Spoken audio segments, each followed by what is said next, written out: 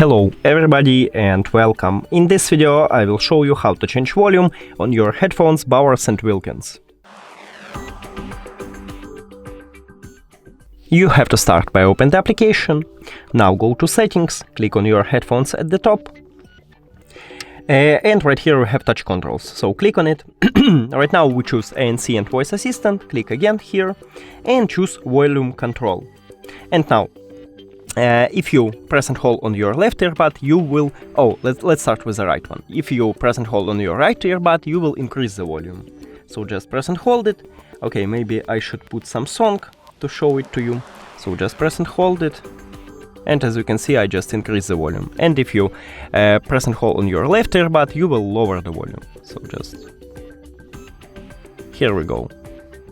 And that's it. Thank you for watching this video. If you found it helpful, please consider subscribing to the channel and leave the like on the video. It's really important to us. See you later!